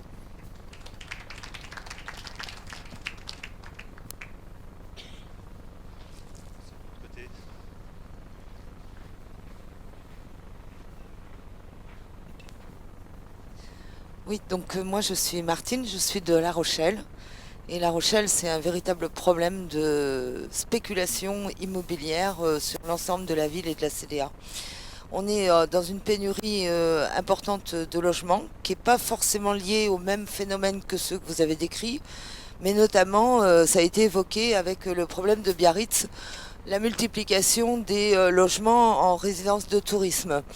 Et donc moi j'avais identifié plusieurs causes. Il y a aussi, il faut le dire, depuis le Covid, là, l'exode de beaucoup de personnes qui étaient dans des grandes agglomérations et qui se sont réfugiées. Bon, après, je ne porte pas de jugement dessus, hein, mais enfin, c'est un fait social. Non, mais il se trouve que voilà, il y a des gens qui sont venus habiter, qui n'étaient pas attendus, et donc voilà, la politique du logement, elle n'était pas prévue pour faire face à ça.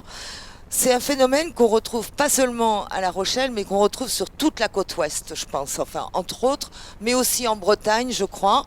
Et notamment, nous, on a un problème particulier en Charente-Maritime, c'est le problème des îles, où par exemple, les personnes qui travaillent sur les îles, et notamment les saisonniers, et plus particulièrement les saisonniers, n'arrivent plus à se loger sur les îles tellement la pénurie de logement est grande, et pour ça. Alors moi, j'ai deux questions à poser. Il y a aussi une cause d'inflation qui est les tarifs pratiqués par les agences immobilières. Parce que c'est quand même un monde de voir les agences immobilières faire une surenchère lorsque vous vendez un logement. Ils vous disent « Ah ben non, il n'est pas vendu assez cher, il faut augmenter » et tout. Et eux, évidemment, je veux dire, dans la mesure où leur commission, elle est proportionnelle au prix de vente, bien évidemment, ils sont intéressés à ce que le logement se vende très cher. Donc moi, je voudrais savoir si on a un levier possible sur les commissions des agences immobilières. Et deuxième chose, est-ce qu'on a un levier juridique pour stopper les locations touristiques? J'ai vu que dans le programme, on a une mesure qui est proposée pour empêcher la location de logements entiers en tant que résidence de tourisme. Je sais qu'à Paris, il y a une mesure, je ne sais pas si elle est applicable dans des communes de province, mais il y a une mesure qui prévoit d'équilibrer le taux de logements, de locaux destinés à l'habitation et le taux de locaux le taux de locaux, oui c'est ça, destiné aux professionnels, puisque dès qu'on loue un logement en location de meublé, ça devient un local professionnel. Et donc il y a un équilibre Enfin, à l'année, hein, j'entends. Donc voilà, il y a cet équilibre-là qui existe dans ce qui est appliqué à Paris. Et moi, j'aurais voulu savoir si c'était possible d'appliquer ça en province. On avait un programme municipal en 2020 qui avait proposé cette mesure. On nous avait dit que c'était illégal, que c'était pas possible et tout. Bon, enfin bref, c'était assez apprécié de la population par contre. Hein. Et donc, dernière chose, il y avait à une époque, sauf erreur, une mesure de préemption qui pouvait exister dans certaines communes, et il me semble avoir connu ça à Montreuil, où lorsque le prix de vente d'un logement était excessif par rapport à un prix payé, la commune préemptait le logement et ensuite elle le revendait à un prix qu'elle avait fixé elle-même, et sans faire de profit, mais voilà. Donc ça permettait de bloquer le prix de l'immobilier à une certaine valeur. Je ne sais pas si c'est ce qu'il permettait, ni je sais que ça a été abandonné.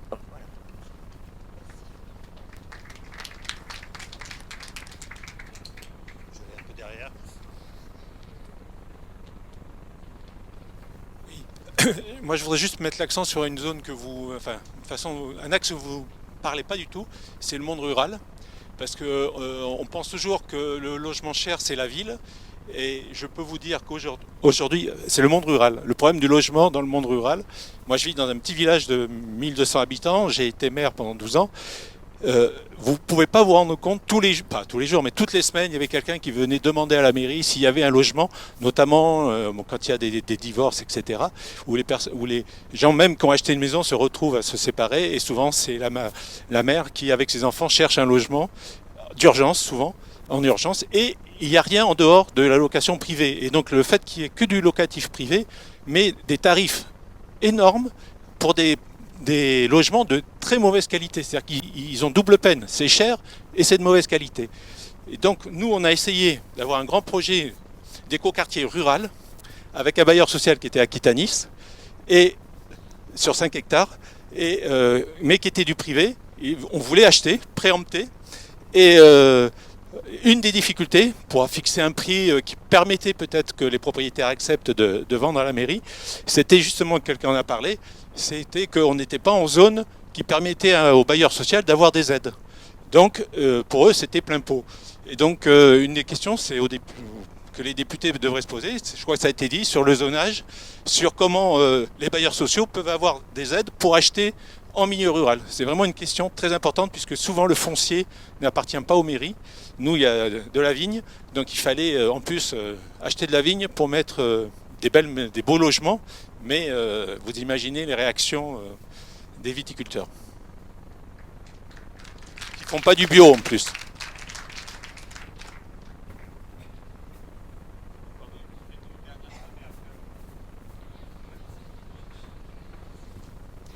Oui, je voulais juste merci beaucoup pour le travail. Je sais que vous êtes très très actifs sur ce sujet-là. Moi, je suis assistante sociale en hébergement d'urgence. Donc nous, on subit finalement les conséquences de cette pénurie. Et je voulais juste vous attirer votre attention sur un secteur. Moi, je suis frontalière du Luxembourg. Là-bas, il y a il y a une pénurie de logements, ce qui veut dire que les logements prennent 150 000. Moi, j'ai une maison de cité, une maison de cité minière, qui a pris en 10 ans un truc comme 150 000 euros, quoi. Donc on ne peut plus se loger chez nous du tout, et on ne peut pas rivaliser avec les emplois, les travailleurs du Luxembourg. Donc il y a vraiment toute une zone, d'autant plus que c'est par exemple la vallée de la Fensch où il y a énormément de friches industrielles. Donc je me posais la question de cette reconversion des friches et justement de cette pénurie de logements. Mais j'habite un petit village, pareil, pourtant un maire se disant de gauche, mais voilà, les nouveaux logements qui ont été construits, donc en plus vraiment des nouveaux logements, mais alors c'est un 50 mètres carrés à 1200 euros, quoi. Voilà. Donc avec aucun service, pratiquement plus de service public. Donc on paye vraiment la proximité au Luxembourg, et on ne peut plus accéder au logement décemment dans notre secteur, quoi. Donc je pense que là aussi, sur ces zones frontalières, nous les militants, on se pose la question de comment faire pour ne pas laisser cette situation évoluer dans ce sens-là.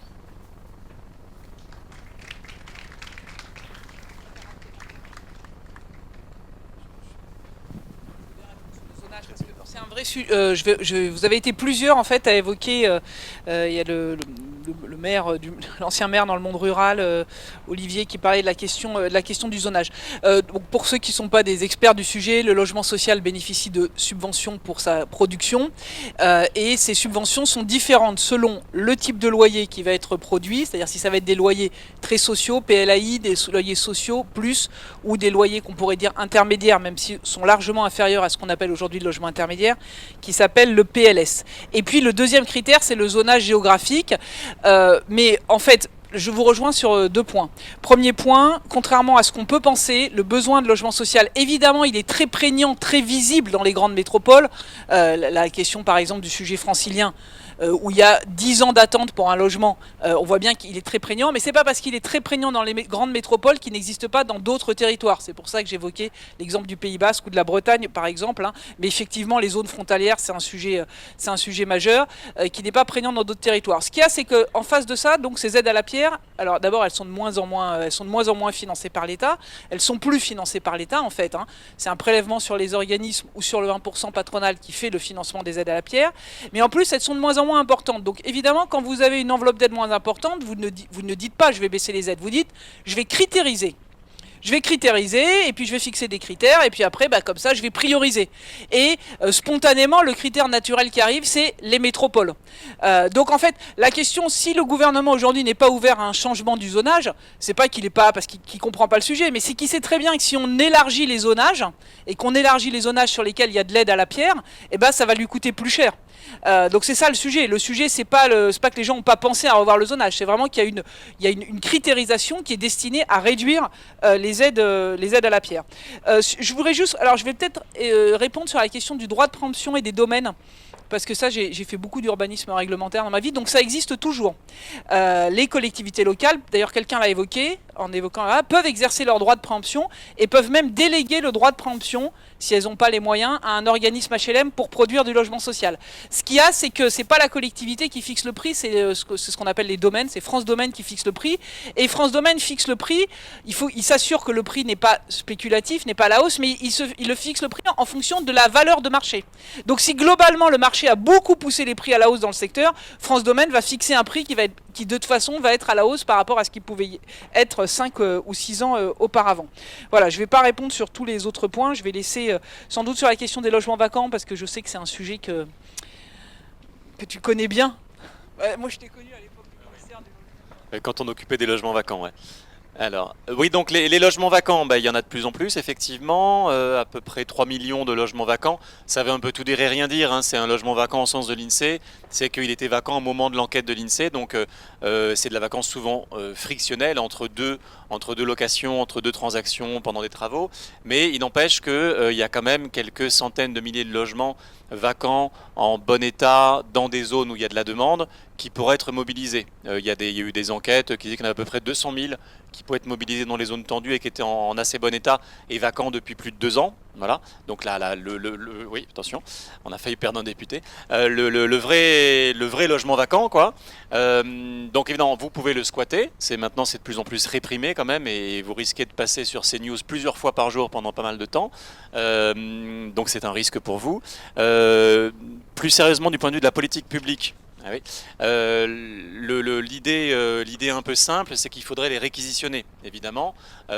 Si le propriétaire n'est pas de bonne volonté, ne veut rien faire de son logement, qu'on l'a contacté plusieurs fois, on devrait pouvoir le réquisitionner. Donc la loi le permet. C'est très compliqué et c'est pour ça que depuis Marie-Noëlle Lienemann un petit peu et Jacques Chirac surtout quand il a été élu président, il y a eu quasiment aucune réquisition. Même quand Duflot voulait en faire, elle en avait fait quand même un cheval de bataille, elle en a fait 0. Bon, elle n'est pas restée très longtemps, mais donc c'est compliqué parce que d'un point de vue juridique, c'est assez compliqué. Il faut trouver les immeubles, il faut éviter les recours de la part des propriétaires, etc., etc. Mais je pense que c'est bien de garder cet outil-là, ne serait-ce qu'à terre, comme une mesure dissuasive. C'est-à-dire si on démarche les propriétaires, on leur propose de remettre sur le marché, de saisir des aides pour faire des travaux si besoin, ou pour faire de l'intermédiation locative, pour loger des familles en difficulté avec un avantage fiscal, etc. Tout ça, ça existe. Et c'est vrai qu'en cas de refus de la part des propriétaires, avoir cet outil dissuasif, un peu l'arme atomique de la réquisition derrière, ce serait utile. Et évidemment, pour que ce soit dissuasif, il faut que ce soit appliqué de temps en temps au moins, quoi. Donc ce serait bien d'avoir quelques réquisitions au moins symboliques pour que les propriétaires se disent « Ah, ça fait 1 an, 2 ans, 3 ans que j'ai un logement vacant. Peut-être que si je fais rien, je vais me le faire réquisitionner. » Bon. Après, il faut aussi indemniser les propriétaires. Hein. Donc souvent, ça coûte assez cher pour l'État pour une durée limitée. Donc c'est pas l'idéal de réquisitionner. En revanche, comme arme dissuasive, c'est intéressant. Donc il y a des conventionnements avec l'ANA pour mettre à disposition des logements vacants. Alors le truc, c'est qu'il ne faut peut-être pas trop miser sur ce type d'outils, soit incitatif avec l'ANA, soit l'ANA, c'est l'Agence nationale de l'habitat, soit coercitif avec la réquisition, parce que toutes les expériences montrent qu'on ne mobilise pas beaucoup de logements dans ces cas-là. La ville de Strasbourg, la métropole de Strasbourg, il y a 4-5 ans, a monté un réseau des territoires contre la vacance. Ils étaient en pointe, ils faisaient des PowerPoint partout pour montrer ce qu'ils faisaient. Et je crois qu'ils en trouvent genre 30 par an, quoi. Donc c'est bien, hein, c'est toujours ça, mais ne comptez pas sur la mobilisation des logements vacants pour résoudre la crise du logement, puisqu'on a dit qu'il fallait 400 000 à peu près, ou 500 000 logements neufs par an. Je dis ça parce que souvent quand on dit qu'il faut construire du logement, il y a parfois des réticences, mais légitimes, hein, de riverains ou pour des raisons écologiques, parce que construire ça pollue pas mal quand même si on essaie de construire avec des écomatériaux, etc. Et en disant mais il n'y a qu'à utiliser les logements vacants. Vraiment, c'est pas le bon raisonnement, je pense. Il faut les utiliser le plus possible, mais pas à la place de la production de logements. Et de même, souvent, ça va ensemble avec, mais tous les mal logés d'Île-de-France, de Lyon, de Marseille pourraient peut-être aller dans les Vosges ou dans la diagonale du vide où il y a tellement de place. Donc c'est vrai qu'il y a de la place, et c'est vrai que c'est sans doute un objectif d'aménagement du territoire à long terme pour le pays. En tout cas, se regrouper autant en Île-de-France, c'est sans doute pas une bonne idée de mettre tous les cadres, tous les dirigeants, tout le monde croit qu'il faut absolument habiter en Île-de-France. Ça crée des problèmes de congestion, de prix, etc. totalement ingérables. Donc sans doute qu'il faut rééquilibrer le territoire, mais ça ne doit pas être un outil qui serve de prétexte pour ne pas lutter contre le mal logement là où sont les mal logés. Il faut quand même lutter, aider les personnes là où elles sont et pas postuler que peut-être ce serait bien pour elles d'aller dans des endroits où il n'y a pas forcément de transport en commun, d'emploi, où ce n'est pas forcément leur choix non plus. Il y a un programme de l'État qui s'appelle Émile pour aider les personnes en grande difficulté à refaire leur vie dans le Cantal, etc. Ils en ont vraiment quelques unités par an, et c'est bien, hein, qui sont volontaires pour changer de vie, mais la plupart du temps, plus on est précaire, et plus on est attaché en fait à son ancrage, à son entourage, à son réseau, à sa communauté. Donc voilà, faut pas trop miser là-dessus, en tout cas à moyen terme. Voilà. Et sinon sur le monde rural, il y a aussi besoin de logements sociaux, évidemment pas autant que dans les zones très tendues, et il y avait un moment une réflexion sur une forme de loi SRU light pour tous les territoires qui ne sont pas concernés par la loi SRU aujourd'hui avec les 20 à 25% de logements sociaux, mais avoir au moins dans tous les territoires quelques pourcentages, ne serait-ce que parfois 5% de logements sociaux, parce que même dans des endroits où c'est beaucoup moins cher que dans les zones tendues, où il y a très peu de demandes, hein, où il y aurait très peu de demandes HLM s'il y avait des HLM, il y en a quand même toujours parfois un petit peu, parce qu'il y a des ruptures de vie, parce qu'il y a des jeunes qui décohabitent, et donc avoir un petit volant de logements sociaux de quelques dizaines ou quelques centaines selon la taille des territoires serait sans doute très utile, mais c'est vrai que c'est difficile pour les bailleurs sociaux de se projeter dans ces territoires où il y a peu d'aide à la pierre, peu d'ingénierie, parfois pas beaucoup d'appétence des élus ou d'ingénierie locale pour se faire. Donc, mais en termes d'aménagement du territoire, ce serait important d'avoir une plus grande diversité des produits logements qui sont proposés à la population, y compris dans ces zones-là. Et puis pour finir sur Airbnb, alors maintenant, l'île de Groix a imposé une compensation, donc vraiment on peut le faire partout, hein, parce que on peut faire une compensation obligatoire pour certains bailleurs professionnels qui sont sur Airbnb, même si c'est assez difficile de créer en compensation des logements locatifs sur l'île de Groix, mais ils ont été parfois retoqués, pour répondre à la dame, ils ont été retoqués parfois ce type de tentative, par exemple au Pays Basque, où c'est un gros problème, et ils sont revenus à la charge, et finalement ça a été accepté cet été. Donc il y a vraiment depuis quelques mois, quelques années, un durcissement, une profusion de la part des collectivités d'utiliser tous les outils pour limiter Airbnb, et ça commence à marcher. Voilà. Alors c'est encore compliqué parce qu'il y a des normes européennes qu'il faudrait changer pour que Airbnb soit forcé de donner toutes les données nominatives précises de tous les logements qui gèrent, enfin qui coordonnent. C'est pas encore le cas, mais en tout cas, quand une ville mène la bataille, par exemple la ville de Paris, on voit que ça commence à quand même porter ses fruits. Peut-être, je répondrai après. On prend encore 3 questions, parce qu'on se rapproche quand même de 17h, et pour qu'on puisse vous répondre. 3 questions. Oui, c'est une question qui... Oh, ça marche là? C'est une question qui s'adresse à vous, plus particulièrement à vous. Vous avez parlé des offices d'achat foncier solidaires. Il se trouve que je fais un peu partie des 3,4% que vous avez cités en début de propriétaires privés qui ont plus de 4 appartements en location. Sauf que je ne fais pas de la location ordinaire. Je fais depuis 20 ans de la location solidaire. Donc j'ai commencé d'ailleurs par vous, enfin par votre association, Abbé Pierre, qui est venu et qui m'a dit malheureusement ce type d'appartement, on ne peut pas le faire. Parce que c'est un très grand appartement et qu'il ne loge que des familles individuelles. Donc j'ai fait le tour de toutes les associations solidaires de l'Hérault et j'en ai trouvé plusieurs, et dont une qui a été très intéressée, et je peux vous donner le nom, c'est Solidarité Urgente Sétoise, qui elle fait de la location à des personnes âgées, des étudiants en instance de je sais pas quoi, enfin des personnes en reclassement professionnel temporaire.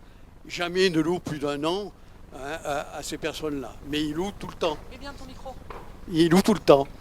Donc ils m'ont demandé, ils m'ont dit mais quel prix vous voulez? J'ai dit écoutez, vous me dites votre prix, ça sera le mien. Donc ils m'ont donné le prix, j'ai dit d'accord. Et depuis ils l'ont. Et cette année, devant l'impression immobilière qu'il y a, ils m'ont posé la question si je ne voulais pas le vendre. Je leur ai dit pourquoi vous voulez l'acheter? Ils me dit oui. Donc je ne sais pas comment ils vont l'acheter. Je pense que c'est peut-être aussi par un office solidaire, je ne sais pas du tout s'ils peuvent l'acheter. Et ils m'ont posé la même question, quel prix? J'ai dit écoutez, votre prix. Vous me direz ce que c'est. Moi je ne suis pas en attente d'enregistrement. Je suis simplement en attente de donner à des gens qui ont des difficultés à avoir un logement dans des conditions décentes. Je dois te dire, c'est un immeuble historique, entièrement refait à neuf par les Bâtiments de France.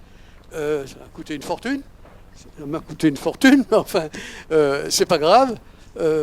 Ça sert à des gens. Et ça, c'est important. C'est ce que je voulais dire.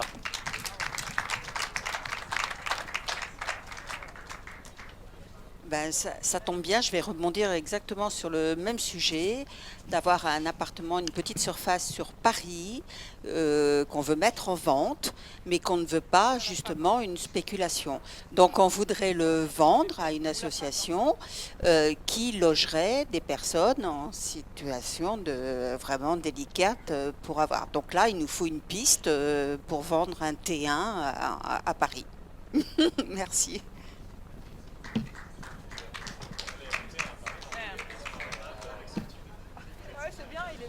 La Fondation Abbé Pierre. Bonjour et merci en tout cas. Moi je voulais vous poser une petite question un petit peu, pas forcément saugrenue, mais le remplacement du vétuste. J'habite à Marseille, donc vous savez qu'à Marseille il y a quelques maisons qui se sont écroulées et puis qui d'autres menacent de s'écrouler. Est-ce que dans ce domaine-là, il pourrait y avoir des amendements à des lois? Je pense que ça pourrait aussi s'appliquer dans le monde rural où on peut trouver des vieilles fermes abandonnées qui sont un peu à retaper, entre guillemets, hein, je ne connais pas.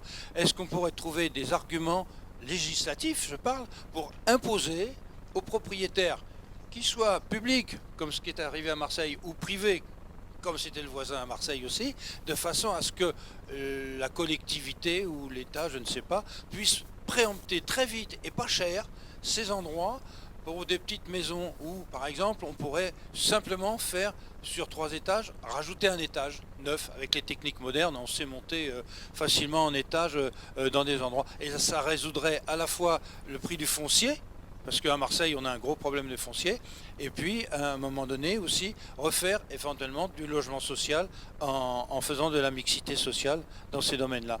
Est-ce qu'il y a des possibilités de faire des amendements ou des lois là-dessus? Merci. Merci. Alors je vous propose, là, parce qu'on est déjà Il nous reste que 3 minutes. On peut, si vous voulez, après l'atelier, continuer à discuter avec plaisir. Mais là, on va faire un petit tour de réponse. Moi, je vais commencer. J'aurai pas le temps d'aborder tous les sujets, mais je vais partir d'un chiffre qu'on a évoqué, qui est celui des 3 millions de logements vacants, dont effectivement, comme le disait Manuel, ça regroupe des réalités qui sont différentes. Mais si on en prend deux, qui à mon avis politiquement sont très fortes, on a un sujet de logements vacants dans des territoires hors des métropoles, qui sont des logements vacants par manque d'attractivité, parce que les gens partent, parce que quand les personnes âgées décèdent, il n'y a personne qui veut habiter à cet endroit, etc. etc.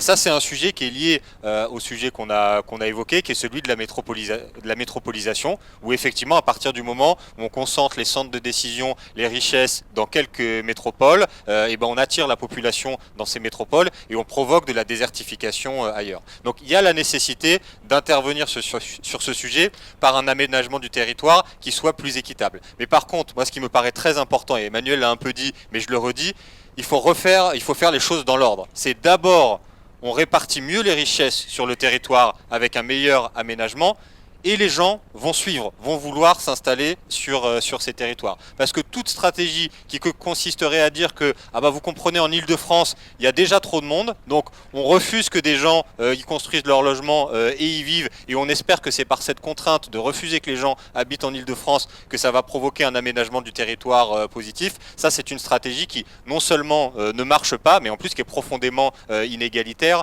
notamment pour les personnes qui sont mal logées. Donc c'est d'abord aménageons le territoire, d'abord répartissons mieux les richesses sur le territoire, et ça permettra d'avoir des logements un peu partout, et des logements effectivement qui soient occupés et qui ne soient pas vacants, mais ça me paraît important de le dire. Deuxième façon d'aborder cette question des logements vacants, ça c'est important, je vais prendre l'exemple de Paris. Il y a parfois un peu une confusion quand on parle des logements vacants, parce que l'INSEE a récemment sorti le chiffre de 17% de logements vacants à Paris. À l'intérieur de ces logements vacants à Paris, il y a effectivement ceux dont on a parlé, qu'on doit pouvoir réquisitionner et qu'on doit mettre à profit pour le logement, mais il y a aussi, dans la façon dont l'INSEE calcule, les résidences secondaires.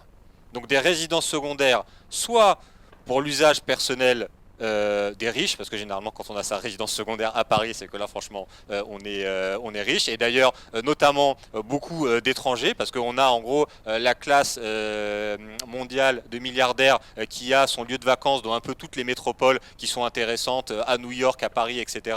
À chaque fois on y a un logement en résidence secondaire, donc c'est ce phénomène-là. Et l'autre phénomène lié aux résidences secondaires, c'est quand on les utilise pas pour son usage personnel, mais pour faire la location touristique, et là qui a été beaucoup développé par Airbnb.